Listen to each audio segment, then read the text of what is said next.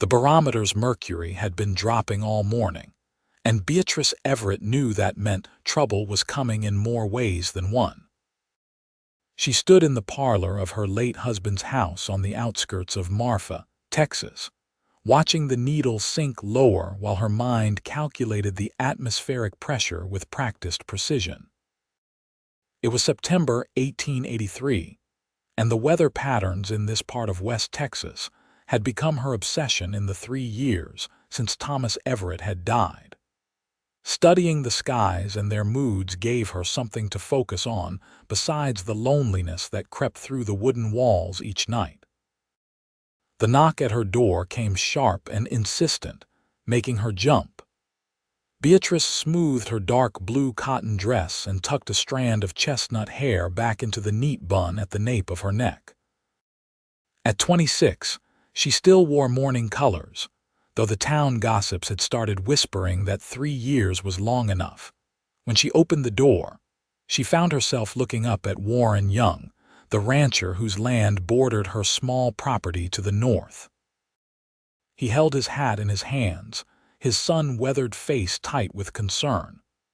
At 32, Warren had built his cattle operation from nothing, and everyone in Presidio County knew him as a man of his word.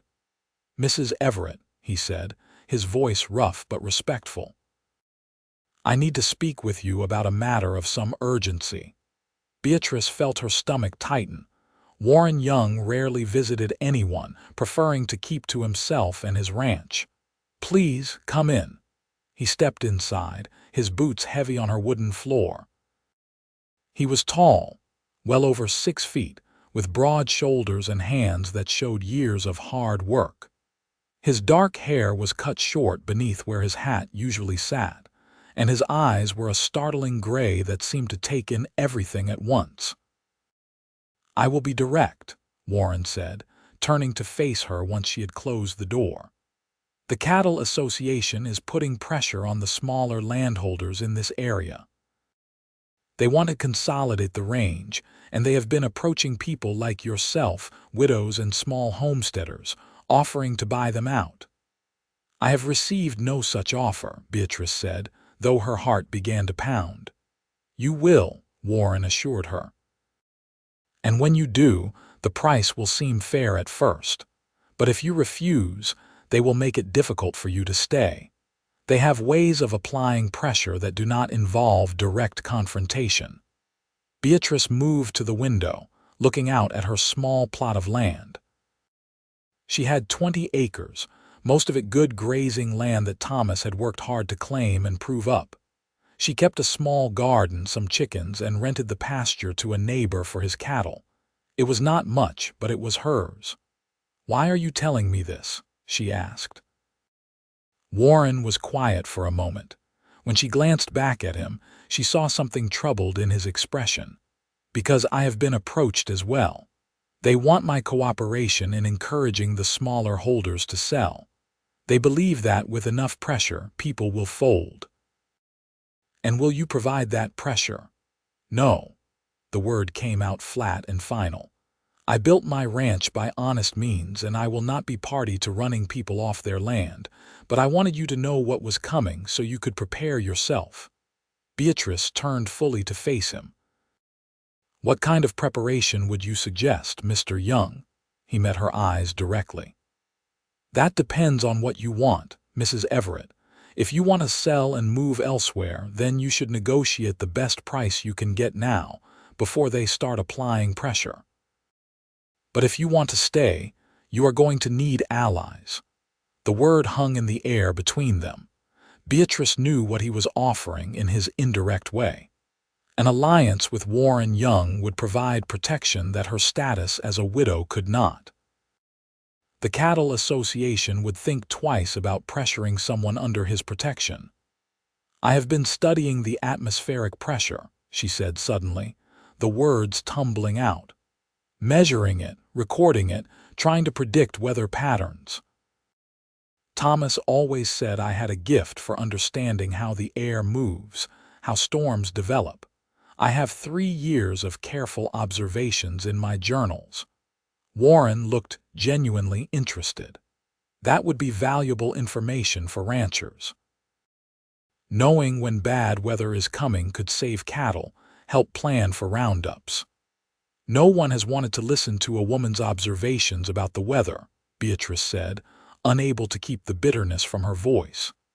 They smile and nod, and then ignore everything I say. I would listen, Warren said quietly.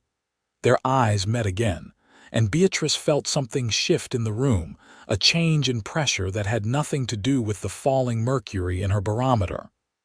The barometer has been dropping since dawn, she said. We are going to have a significant storm system moving through within the next 24 hours, possibly severe, with high winds and heavy rain. Warren walked to the window and studied the sky. The morning had been clear, but Beatrice could see the high, thin clouds moving in from the southwest. To most people, it looked like a pleasant late summer day. "You are certain?" he asked. "As certain as I can be without modern instruments, but my observations over 3 years have taught me to read the signs." He turned back to her.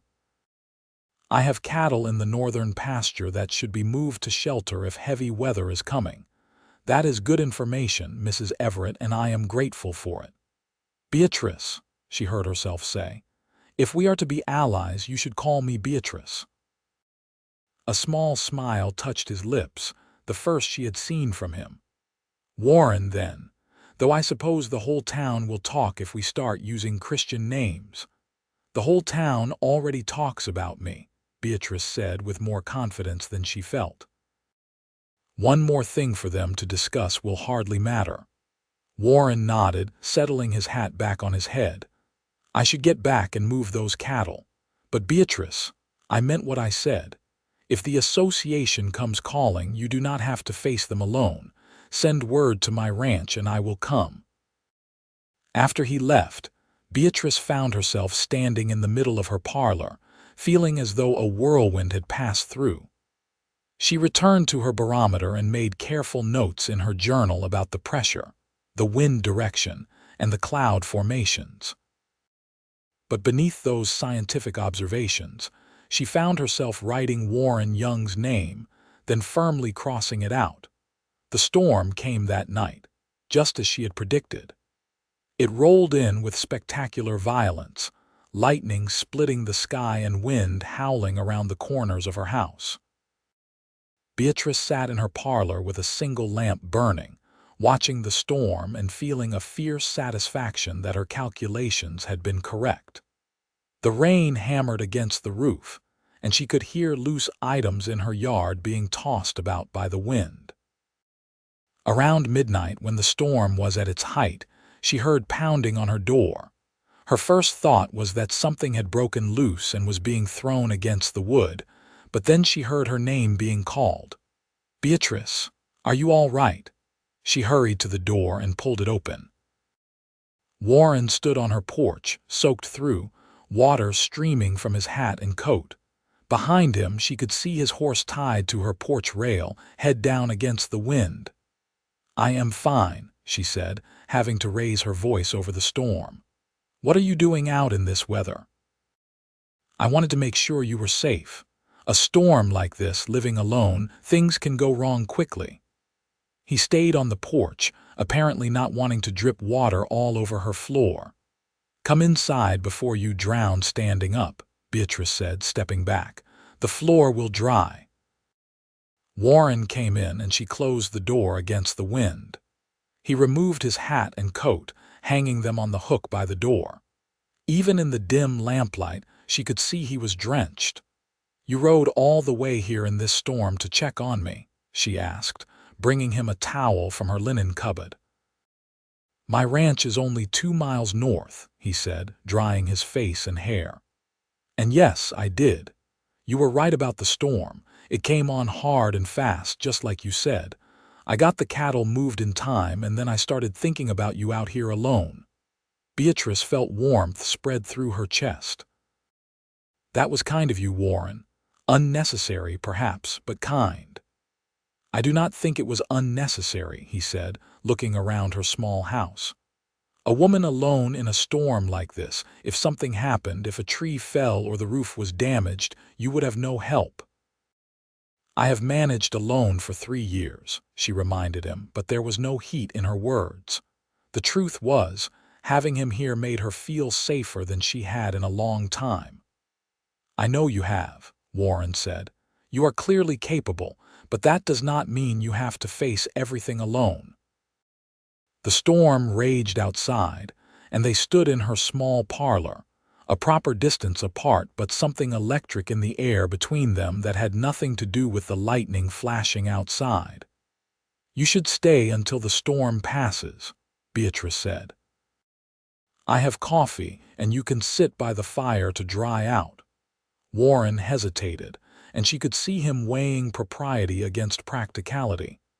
That would be appreciated, he finally said, though I imagine this will give the town gossips plenty to discuss. Let them talk, Beatrice said, surprising herself with her boldness. I am done living my life based on what others might think. She made coffee while Warren sat near the small fireplace, and they talked through the long hours of the storm. He told her about building his ranch, about the hard early years and the slow accumulation of success.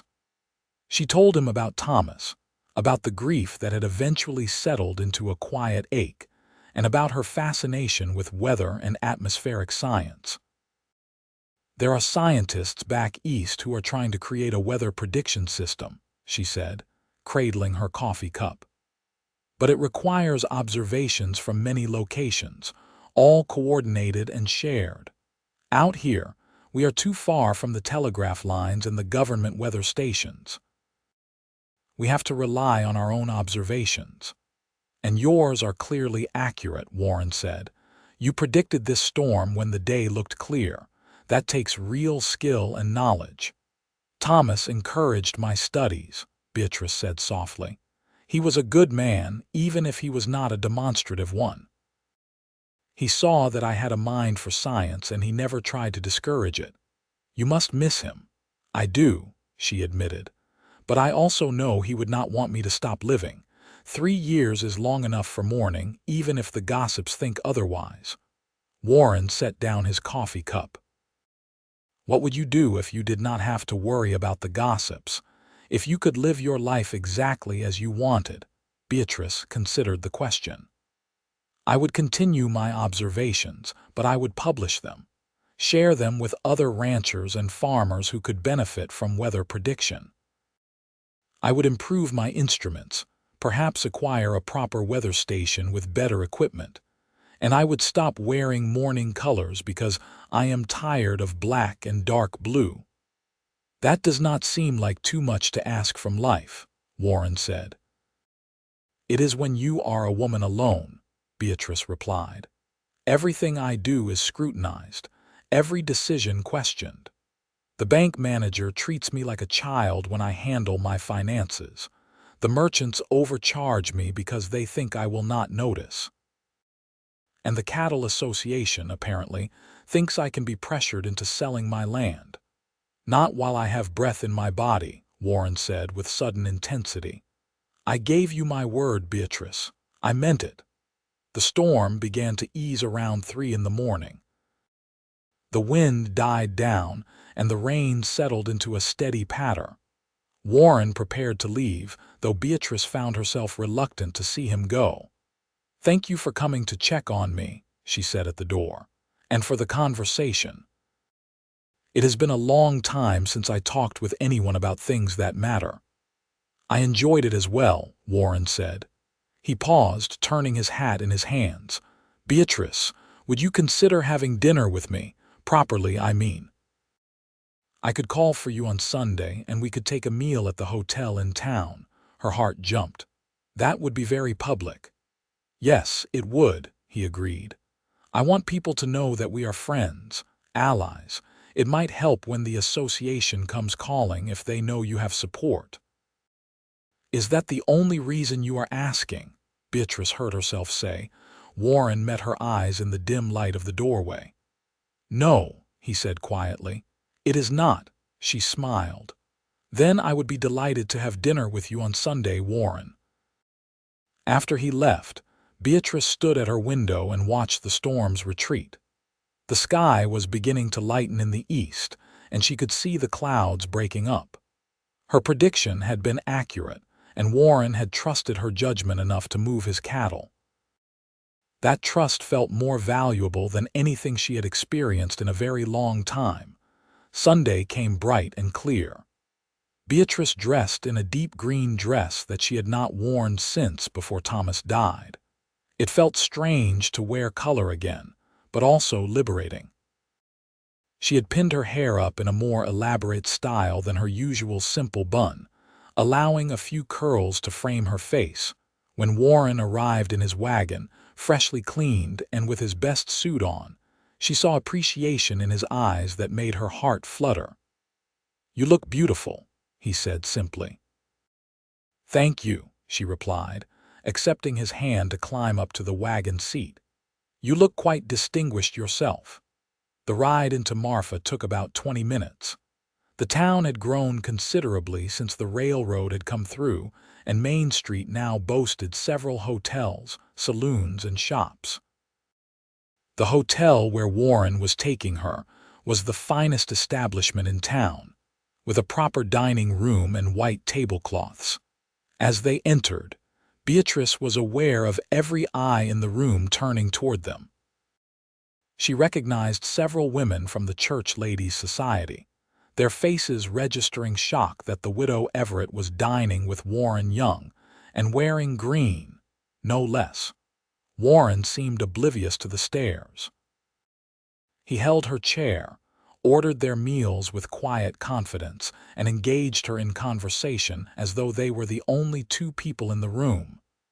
"Tell me about your weather instruments," he said. "What do you use beyond the barometer?" Beatrice relaxed into the familiar subject. "I have a thermometer, of course, and I keep careful records of temperature at different times of day. I have fashioned a simple rain gauge from a cylinder and a measuring stick, and I observe the clouds, the wind direction, even the behavior of animals. Cattle will often seek shelter before a storm hits, as though they can sense the pressure changes." "They can," Warren confirmed. "I have seen it many times. An old bull will start moving the herd toward the canyon shelter a good 6 hours before bad weather arrives." "That is a valuable observation," Beatrice said, leaning forward. "Animal behavior could be another indicator to include in weather prediction models." They talked through the entire meal, their conversation flowing easily from weather to ranching to books they had read and places they hoped to visit someday. Beatrice could not remember the last time she had felt so engaged, so alive. As they were finishing their coffee, a man approached their table. He was in his 50s, well dressed in an expensive suit, with the bearing of someone accustomed to authority. Beatrice recognized him as Charles Thornton, the president of the Presidio County Cattle Association. "Young," he said with a nod, "and Mrs. Everett, how pleasant to see you both." Warren stood, his face neutral but his posture tense. "Thornton." "I have been meaning to call on you, Mrs. Everett," Thornton said, focusing his attention on Beatrice.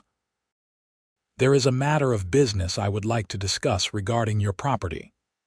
"This is hardly the time or place," Warren said, his voice cool. Of course," Thornton said smoothly. "Perhaps I could call on you later this week, Mrs. Everett, say Wednesday afternoon." Beatrice felt Warren's warning look, but kept her own expression pleasant. "I will be conducting my weather observations on Wednesday afternoon, Mr. Thornton. Perhaps you could state your business now, since you have already interrupted our dinner." A flash of irritation crossed Thornton's face. "Very well. The association is interested in acquiring several small parcels in your area for consolidation into a larger ranch operation. Your 20 acres would fit well into our plans, and we are prepared to offer you a fair price." "My land is not for sale," Beatrice said clearly. I understand your reluctance, but I think you would find our offer most generous. A woman alone cannot easily manage property, and the money could allow you to relocate to a more suitable environment. Perhaps back east, where you might have family. My family is all deceased, Mr. Thornton, and Texas is my home. As I said, my land is not for sale. Thornton's expression hardened. I would urge you to reconsider, Mrs. Everett. Managing land in this territory can be difficult and sometimes dangerous for someone in your position. Warren stepped around the table, placing himself between Thornton and Beatrice. That sounded remarkably like a threat, Thornton. Not at all, Thornton said, though his eyes glittered. Merely a statement of fact. This is hard country, young, you know that. A widow alone faces many challenges. Mrs. Everett is under my protection, Warren said flatly. Anyone who creates difficulties for her will answer to me. I think I have made myself clear. The two men stared at each other for a long moment. Finally, Thornton smiled, though it did not reach his eyes. Perfectly clear, young. Though I wonder if you have considered the implications of taking such a position. The association values your cooperation. The association has my cooperation in legitimate business, Warren replied. Pressuring widows into selling their land does not fall into that category. Thornton tipped his hat to Beatrice. Good day, Mrs. Everett. I hope you will reconsider. The offer will remain open for a time, but not indefinitely. He walked away, leaving tension crackling in his wake.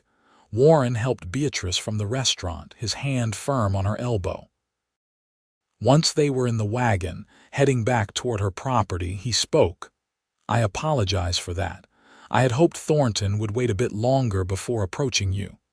You have nothing to apologize for, Beatrice said. And thank you for what you said about me being under your protection. Warren guided the horses with practiced ease. I meant every word. But Beatrice, you should know that taking a stand against the association will have consequences. Thornton is not a man who takes no for an answer easily. What kind of consequences? Harassment, most likely. Cattle will wander onto your property and damage your garden. Fences might get cut. Small things, designed to make your life difficult and encourage you to sell.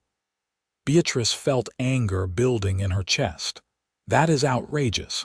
How can they get away with such behavior? Because they have money and influence and they are careful not to do anything that can be directly proven. But knowing it is coming helps. We can prepare. Beatrice asked quietly. Warren glanced at her, his gray eyes serious. Yes, we. I told you that you do not have to face this alone, and I meant it. I will help you protect your property and your rights. Why? The question came out before she could stop it. Why are you doing this for me, Warren? We barely know each other.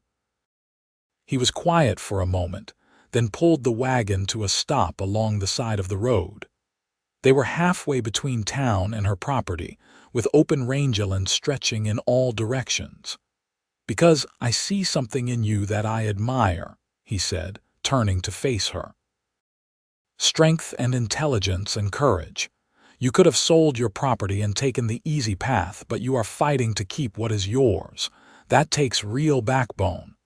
You barely know me, Beatrice repeated. I know enough, Warren said. I know that you are brilliant enough to predict the weather when everyone else is blind to the signs.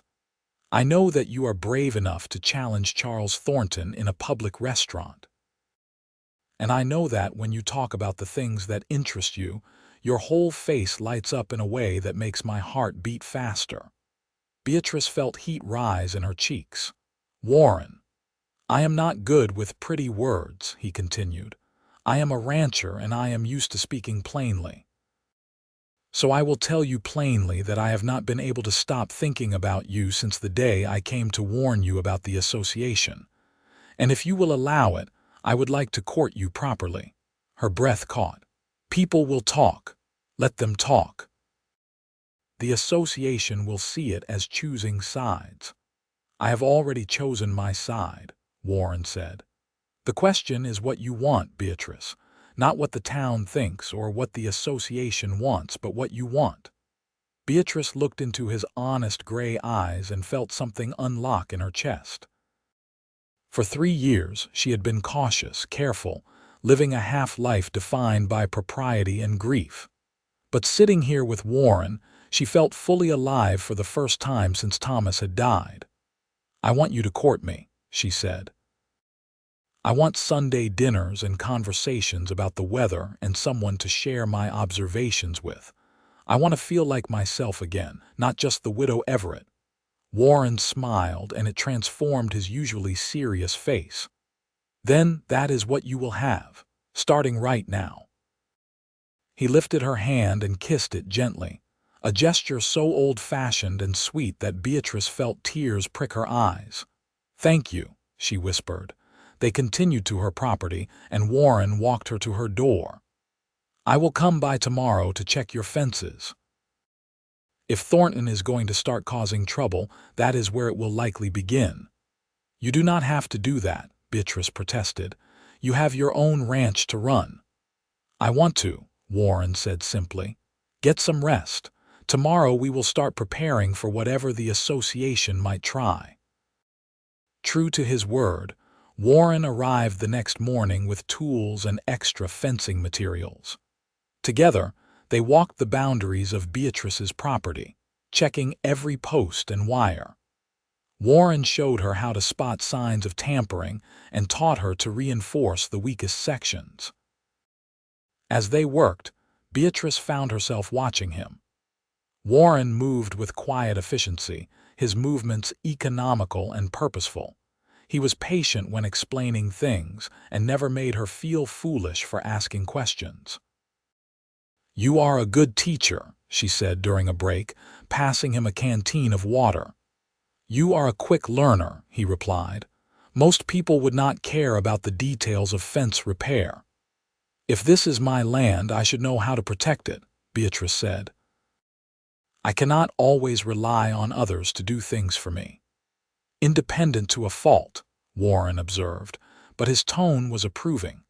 By the end of the day, they had reinforced all the fences and made note of areas that might need watching. Warren helped Beatrice move her chickens closer to the house, where they would be safer from both predators and sabotage. As the sun began to set, painting the Texas sky in shades of orange and purple, Warren prepared to leave. The barometer is rising, Beatrice noted. We should have fair weather for the next few days.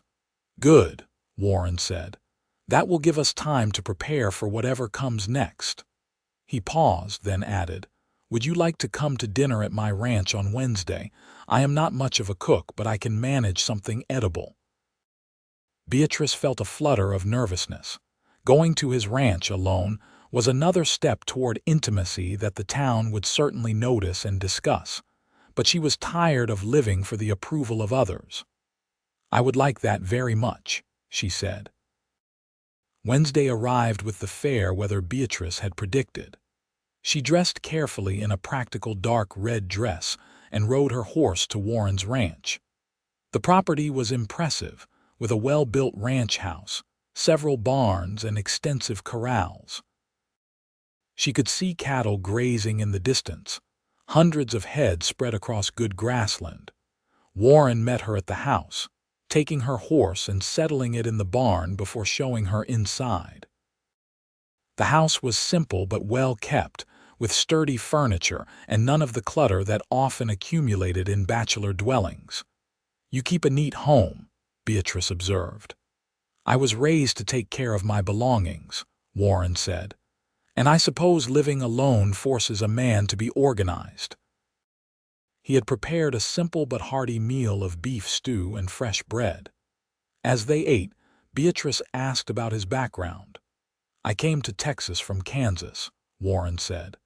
My parents had a small farm there, but when they both died of fever, I sold it and came south looking for opportunity. That was 10 years ago.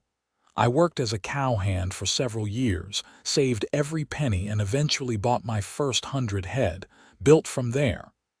That must have been difficult, starting with nothing. It was, Warren admitted. There were times I wondered if I had made a mistake. But I am stubborn, and I do not give up easily once I set my mind to something. I am beginning to understand that about you, Beatrice said with a smile. After dinner, Warren showed her around the ranch. He introduced her to his foreman, a grizzled older man named Pete who treated her with courteous respect. They walked through the barns, and Warren showed her his prize bull, a massive longhorn with horns that stretched nearly 6 feet across. "That is the animal you mentioned," Beatrice said. "The one who senses storms coming." "That is right. Old Moses, we call him. He has been with me since the beginning, and he is never wrong about the weather." Beatrice studied the bull with scientific interest. "I wonder what they sense." "A change in air pressure, perhaps, or electrical charges in the atmosphere." "Whatever it is reliable," Warren said. "I would trust Moses over any barometer." "I should include animal observations in my weather journals," Beatrice said thoughtfully. "It could improve prediction accuracy." They walked back toward the house as the afternoon light began to fade. Warren showed her his small library, and Beatrice was delighted to find several books on agricultural science and land management. "You are a reader," she said, pleased. "When I have time." "Knowledge is power," my father used to say. "The more you know, the better decisions you can make."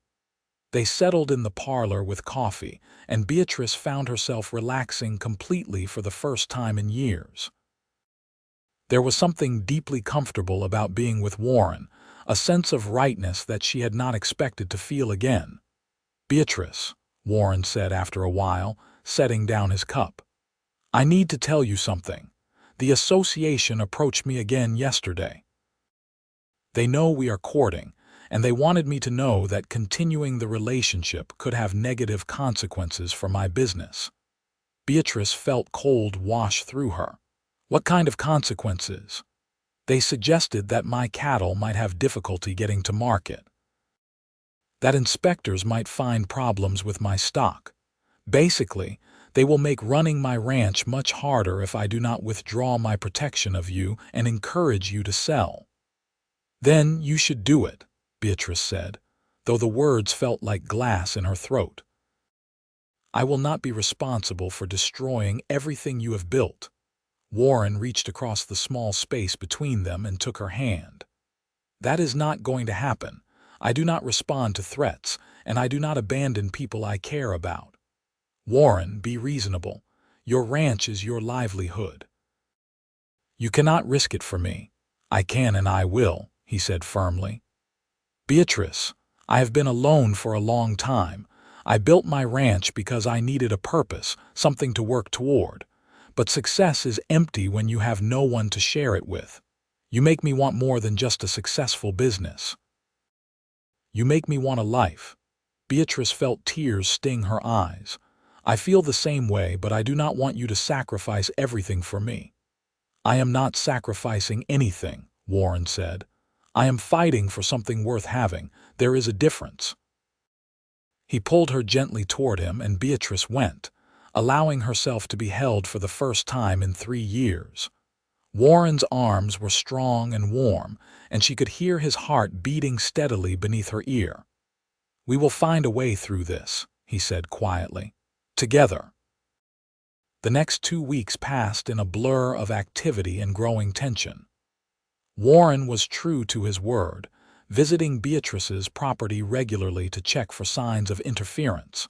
Sure enough, they found evidence of tampering. Fence wires were cut in places, though they were able to repair them before any cattle escaped.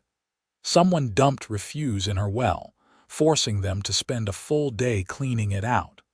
Her chicken coop was raided, though whether by human or animal was unclear. Through it all, Warren was steady and present. He taught Beatrice how to shoot a rifle properly, in case she needed to defend herself or her property. He helped her reinforce her barn and showed her how to set up a simple alarm system using bells and string that would alert her if someone approached at night. But they also found time for courtship. Warren came for dinner twice a week, and Beatrice visited his ranch on Sundays. They talked for hours about everything and nothing. She shared her weather observations with him, and he began incorporating her predictions into his ranch management. When she predicted a dry spell, he moved cattle to better watered pastures. When she forecasted storms, he secured equipment and sheltered livestock. The accuracy of her predictions was remarkable, and Warren began telling other ranchers about her work. At first, they were skeptical. A woman predicting weather seemed fanciful to most of them. But when her forecasts proved accurate again and again, some began to listen.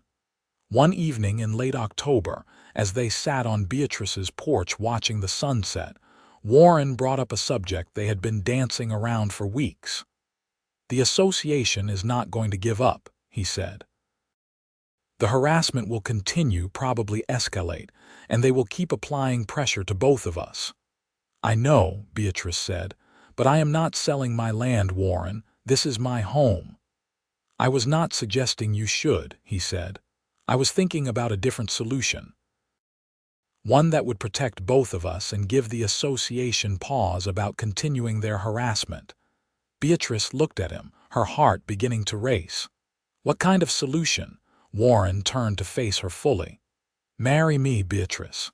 The words hung in the cooling evening air. Beatrice felt her breath catch. "If we married, your property would effectively come under my protection legally, not just through friendship. The association would have a much harder time pressuring you, and you would have the security of a larger operation behind you." "Those are practical reasons," Beatrice said quietly, "not romantic ones." Warren took her hands in his. "You want romantic reasons. I will give you romantic reasons. I love you, Beatrice. I love your brilliant mind and your stubborn courage. I love the way your eyes light up when you talk about atmospheric pressure and cloud formations. I love that you refuse to be bullied or diminished. I love coming home to the thought of seeing you. I love waking up thinking about you. I want to spend my life with you, sharing everything we build together." Tears were streaming down Beatrice's face now. "I love you too. I have been trying not to, trying to tell myself it is too soon, that I should wait longer. But I cannot help it, Warren. I love you." "Then marry me," he said again. "Not because of the association, though that is a benefit. Marry me because you want to build a life together. Because you want to wake up beside me and share your observations over breakfast and argue with me about whether my bull or your barometer is more accurate." Beatrice laughed through her tears. "Yes, yes, I will marry you." Warren pulled her into his arms and kissed her, a kiss that was both tender and passionate, full of promise and hope. When they finally pulled apart, both were breathless. "How soon?" Warren asked. "As soon as it can be arranged," Beatrice said. "I see no point in waiting." They were married 3 weeks later in a simple ceremony at the church in Marfa. Beatrice wore a dress of deep blue silk that she had ordered from San Antonio, and Warren wore his best suit. The church was half full, a mix of Warren's ranch hands, a few neighboring ranchers who had come to respect Beatrice's weather predictions, and some of the more progressive townspeople who approved of the match. Charles Thornton and his associates from the Cattle Association were notably absent. Pete, Warren's foreman, stood as witness, along with Sarah Mitchell, one of the few women in town who had always treated Beatrice with kindness. The ceremony was brief but meaningful, and when the preacher pronounced them husband and wife, Beatrice felt as though a weight she had been carrying for years had finally lifted. The reception was held at Warren's ranch, now their ranch. Tables had been set up in the yard, and there was food and music and dancing. Beatrice found herself laughing more than she had in years, swept up in the joy of the day. As evening fell and the guests began to depart, Warren led her into the house, their house now. Beatrice looked around with new eyes, seeing not just a bachelor's dwelling but a home they would build together. "Happy?" Warren asked, wrapping his arms around her from behind. "Deliriously," Beatrice said, leaning back against him. "Though I suspect the association will not be pleased." "Let them be displeased," Warren said. "We are legally joined now. Your property is protected under my name and they have no leverage to force a sale. Do you think they will give up, eventually? Thornton is persistent, but he is also practical. Once he realizes he cannot win this particular battle, he will move on to easier targets." Beatrice turned in his arms. "I feel guilty about that. Other people will be pressured because we were strong enough to resist." "We cannot save everyone," Warren said gently, "but we can set an example. Already, I have heard that some of the other smallholders are banding together, refusing to sell. Change starts somewhere, Beatrice. Maybe we are the beginning of it." Their wedding night was everything Beatrice had hoped for, tender and passionate and full of whispered promises. Warren was patient and loving, and Beatrice felt cherished in a way she never had before. In the weeks that followed, they settled into married life with surprising ease. Beatrice moved her weather instruments to the ranch, setting up a small station near the house where she could continue her observations. Warren built her a proper shelter for the equipment and helped her construct a more sophisticated rain gauge. Her predictions became legendary in the region. Ranchers would stop by to ask about upcoming weather before making decisions about moving cattle or starting roundups. Beatrice kept meticulous records, noting not just the atmospheric pressure and temperature, but also the behavior of animals, the patterns of clouds, and the feel of the wind. Warren proved to be an equal partner in all things. He consulted her on ranch decisions, valued her opinions, and supported her scientific work. In turn, Beatrice learned the business of ranching, understanding the economics and the hard work required to keep a cattle operation running. The association did not give up immediately, as Warren had predicted. There were a few more incidents, fences cut on the far edges of the property, a small fire in an unused barn that they caught and extinguished quickly. But Warren had hired additional hands, men loyal to him who kept watch and made it clear that the ranch was well protected. Finally, in January of 1884, Charles Thornton appeared at their door. Warren and Beatrice received him in the parlor, presenting a united front. "I have come to concede defeat," Thornton said without preamble. "The association has decided to pursue consolidation efforts elsewhere. Your marriage, Mrs. Young, has made it clear that legal action to acquire your former property would be expensive and likely unsuccessful." "I am glad you have come to that conclusion," Warren said evenly. Thornton looked at Beatrice. "I underestimated you, madam. I thought you were a frightened widow who could be easily pressured. I was wrong." "Yes, you were," Beatrice said. "Women are often underestimated, Mr. Thornton. It is a mistake that costs men like you dearly." A flicker of respect crossed Thornton's face. "Indeed. I wish you both well." He stood to leave, then paused. "I have heard that your weather predictions have been remarkably accurate, Mrs. Young. The association is considering hiring someone to provide weather forecasting for our members. Would you be interested in such a position?" Beatrice looked at Warren, who gave her an encouraging nod. "I would consider it, depending on the terms. But I would want credit for my work, my name on the predictions, and fair compensation." "I will have our secretary draw up a proposal," Thornton said. "Good day." After he left, Beatrice turned to Warren in amazement. "Did that really just happen?" "It did," Warren said, grinning. "You have won, Beatrice. Not just the battle over your land, but recognition for your work. That is remarkable," "We won," she corrected. "I could not have done any of this without you." Warren pulled her close. "We make a good team." The association's offer, when it came, was indeed fair. They wanted Beatrice to provide weekly weather forecasts for the region, which would be distributed to ranchers and farmers throughout Presidio County. She would be credited as the official weather observer, and the compensation would allow her to purchase better instruments and expand her observations. Beatrice accepted, becoming what was likely the first woman in West Texas to be officially employed as a weather forecaster. Her weekly reports became essential reading for anyone whose livelihood depended on the weather. As winter turned to spring and spring to summer, Beatrice's reputation grew. Newspapers as far away as Austin began reprinting her forecasts. She was invited to correspond with the Army Signal Corps, which was working to establish a national weather service. Her careful observations and accurate predictions impressed even skeptical scientists back east. But perhaps the greatest joy came in August of 1884, when Beatrice confirmed what she had suspected for several weeks. She was pregnant. Warren's reaction when she told him was everything she could have hoped for. He swept her into his arms, tears in his eyes, and held her as though she were made of glass. "We are going to have a baby," he whispered.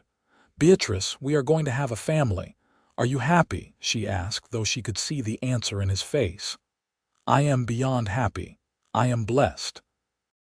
The pregnancy progressed smoothly, and Beatrice continued her weather observations throughout, though Warren became increasingly protective as her due date approached. He hired a woman from town to help with household tasks and insisted that Beatrice rest more than she thought necessary. "I am pregnant, not ill," she reminded him regularly. "I know," Warren said, "but humor me.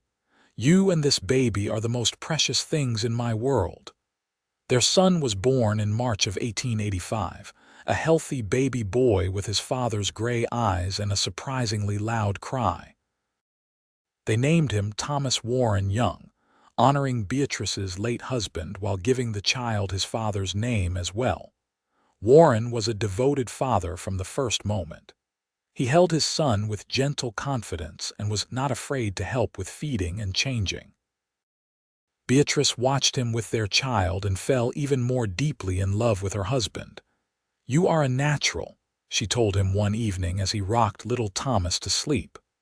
"I have a good teacher," Warren replied, "and I am determined that our son will grow up knowing he is loved and valued." As Thomas grew, the ranch prospered. Beatrice's weather forecasts helped Warren make smart decisions about cattle management, and her reputation brought business their way. Other ranchers wanted to buy stock from a man whose wife could predict the weather with such accuracy. They added to their herd, bought adjacent property when it became available, and built a larger house with room for their growing family. A daughter, Emma, was born in 1887, followed by another son, James, in 1889. Through it all, Beatrice continued her scientific work. The parlor of their new house contained shelves of carefully maintained journals, years of weather observations that were referenced by researchers and government weather scientists. She published several papers in scientific journals, becoming one of the few women of her time to have her work recognized in atmospheric science. But she never forgot where she had started. On the wall of her study hung the simple barometer that had been in her first house, the instrument that had predicted the storm the night Warren had come to check on her. It served as a reminder of how far they had come, and the love that had grown from pressure and promises. The children grew up running wild on the ranch, learning to ride almost before they could walk. Thomas showed an aptitude for mathematics and science, often helping his mother with calculations. Emma had her father's quiet strength and her mother's stubborn determination.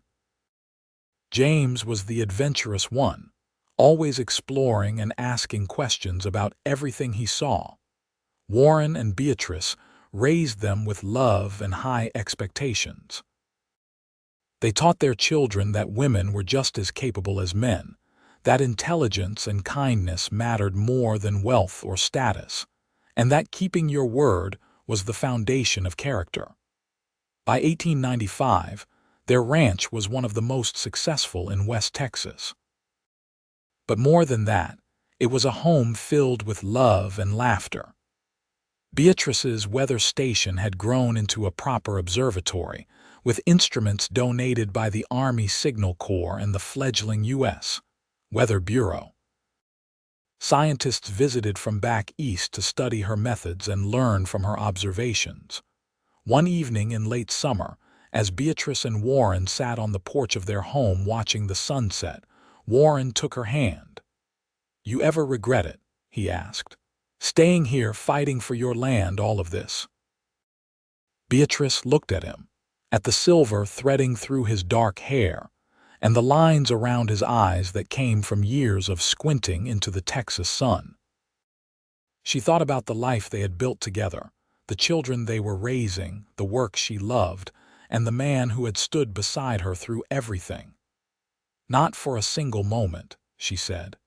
"You created pressure that led to promises, Warren, and you kept every single one." "You studied atmospheric pressure," he replied, smiling. "But you taught me about a different kind of pressure, the kind that builds in your chest when you love someone so much you cannot imagine life without them." Their children's voices drifted from inside the house, arguing good-naturedly about something. The cattle were lowing in the distance, settling for the night. The sky was painting itself in brilliant shades of orange and pink, and Beatrice's barometer showed steady, fair weather ahead. "Look at that sunset," Warren said. "What does it tell you about tomorrow's weather?" Beatrice studied the sky with a practiced eye. "High, thin clouds, steady pressure, light wind from the south. We will have another beautiful day tomorrow." "Good," Warren said, pulling her close. "I plan to spend it with you, just like I plan to spend all my tomorrows." Beatrice leaned against her husband's shoulder, feeling utterly content. 26 years old and alone, she had thought her life was over when Warren first came to warn her about the Cattle Association. Instead, it had been a beginning. He had come to talk about pressure and promises, and in doing so had given her a future beyond anything she could have imagined. The years continued to pass with the steady rhythm of ranch life. Thomas went to college in Austin, studying engineering with a focus on meteorology, building on his mother's pioneering work. He returned to West Texas and established his own weather observation network, expanding what Beatrice had started. Emma married a young rancher from Fort Davis and applied her mother's scientific methods to agricultural improvement, helping farmers in the region increase their yields through better weather prediction and soil management. James, true to his adventurous nature, became a surveyor, mapping the changing landscape of West Texas as more settlers arrived.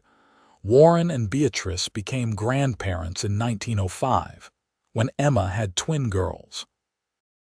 The joy of holding those babies, seeing their children become parents themselves, felt like the culmination of everything they had worked for.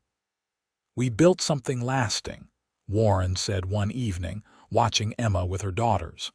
"Not just the ranch or your scientific work, but a family, a legacy."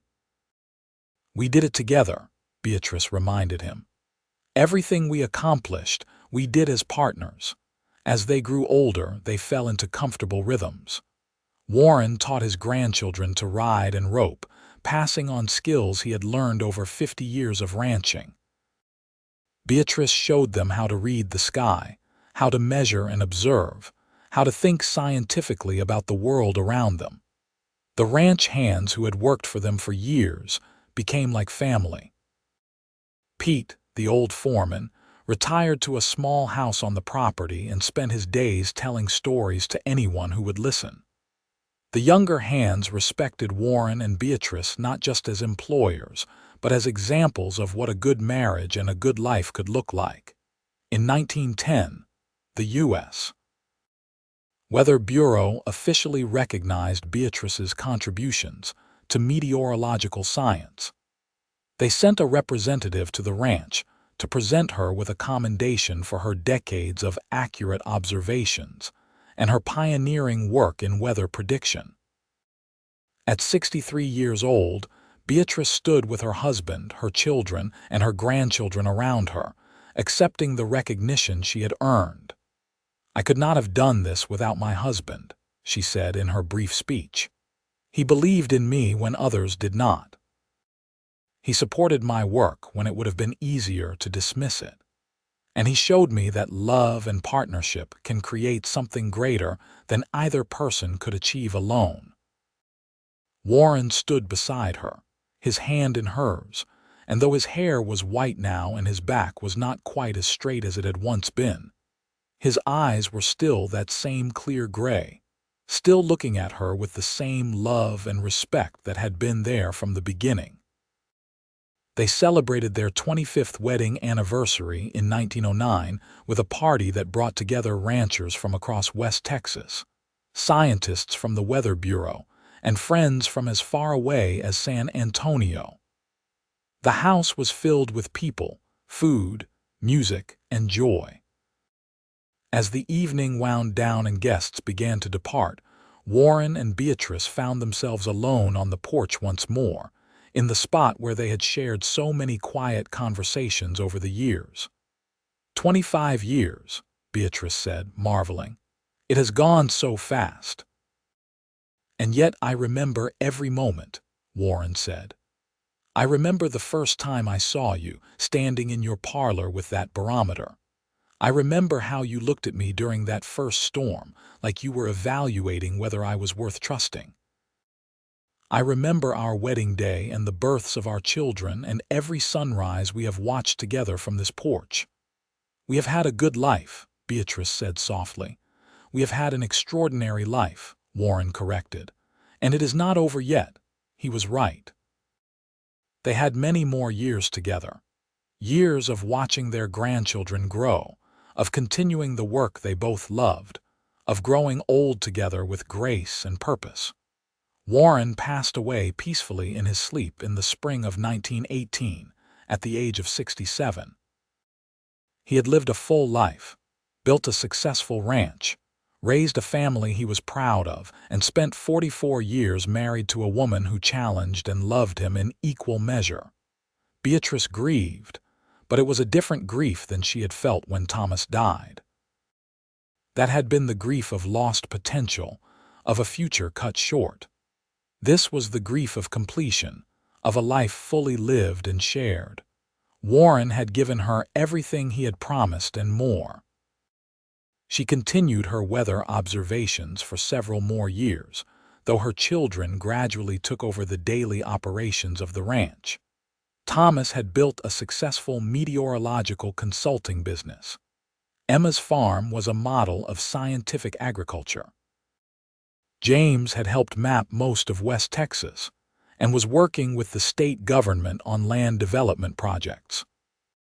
Beatrice lived to see her great-grandchildren, to watch the ranch prosper under new generations, to see her scientific work become the foundation for modern weather forecasting in the region. She maintained correspondence with scientists across the country, sharing her observations and insights until the very end. When she passed away in 1923 at the age of 66, she was remembered as a pioneer in meteorological science, a successful rancher, a devoted mother and grandmother, and most of all, as a woman who had refused to be limited by others' expectations. Her funeral was attended by hundreds of people. Ranchers whose livelihoods had been saved by her accurate forecasts, scientists who had built on her careful observations, women who had been inspired by her example to pursue their own interests despite societal pressure. But perhaps the most fitting tribute came from Thomas, now a distinguished meteorologist himself, who spoke at her funeral. "My mother taught me that the sky can be read like a book if you know the language," he said. "But she taught me something more important than that. She taught me that standing up for what you believe in, even when pressured to surrender, is the only way to live with integrity. She taught me that partnership, real partnership, means supporting each other's dreams and facing challenges together. And she taught me that love, true love, creates a pressure all its own, the pressure to be better, to do more, to build something lasting. My father once said that my mother studied atmospheric pressure while he created pressure that led to promises. But I think they both created something together. A family, a legacy, a way of living that honored both science and love, both strength and kindness. They faced down the cattle association together. They built one of the most successful ranches in Texas together. They raised children who went on to make their own contributions to the world. And they did it all with respect, partnership, and a love that never wavered. As Thomas spoke, his sisters stood beside him, their own children and grandchildren gathered around. The ranch that Beatrice and Warren had built stretched across thousands of acres now, run by the third generation of Youngs. The weather station Beatrice had established had grown into a regional forecasting center. And the love story that had begun with a falling barometer and a rancher's warning about pressure had become a legend in West Texas, told and retold as an example of what two people could accomplish when they stood together. Beatrice was buried next to Warren on a hill overlooking the ranch, beneath the wide Texas sky she had spent so many years studying. On her headstone, along with her name and dates, were the words she had lived by. She read the skies and never bowed to pressure.